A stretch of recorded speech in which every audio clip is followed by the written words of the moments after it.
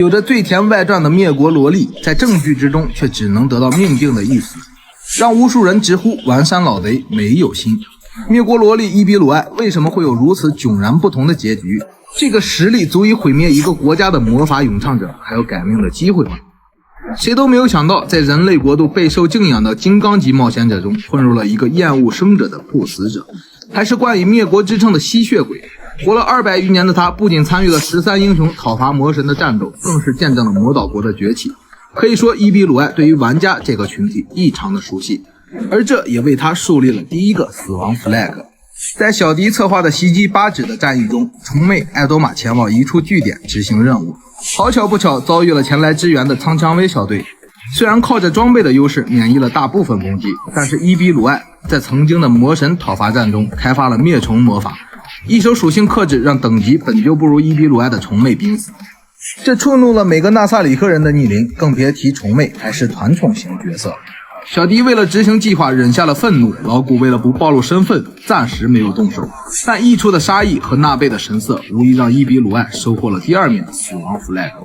战役结束后，失去口唇虫的虫妹向老古请求夺走伊比鲁艾的声音，老古不假思索地答应了这个请求。作为大坟墓现在唯一的主人，老古把所有的 NPC 都当做了自己的孩子，和大多数父母对子女的愿望一样，一旦老古许下承诺，就不会轻易食言。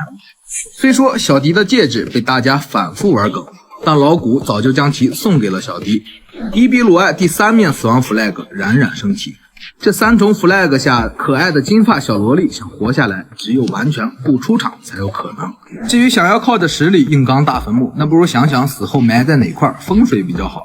因为即便伊比鲁艾身为吸血鬼，但与夏提亚这位高等吸血鬼不同，他是后天转化而来，而这也离不开他灭国称号的由来。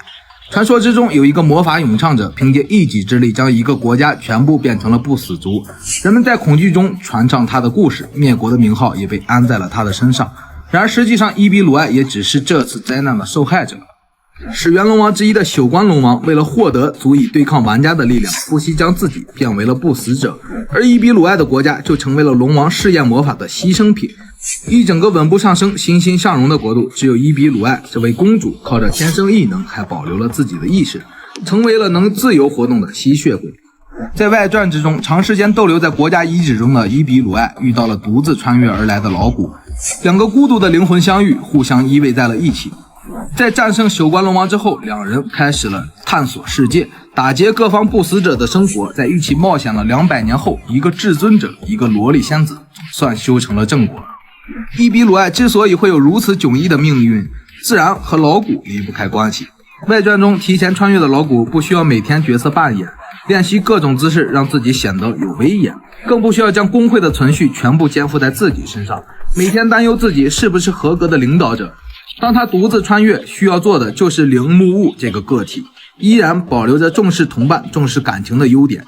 而伊比鲁艾作为老古在异世界相遇的第一个人，自然而然地成为了老古的同伴，即便回归纳萨里克也不会有性命担忧。可惜正剧之中两人相遇，身份地位都发生了翻天覆地的变化，没有感情基础的情况下，悲剧自然无法避免。甚至若不是读者与编辑部强烈反对，灭国萝莉怕是早就成为了作者的刀下亡魂了。以上就是本期节目的全部内容，如果你也喜欢动漫，不妨点个关注，我们下期不见不散。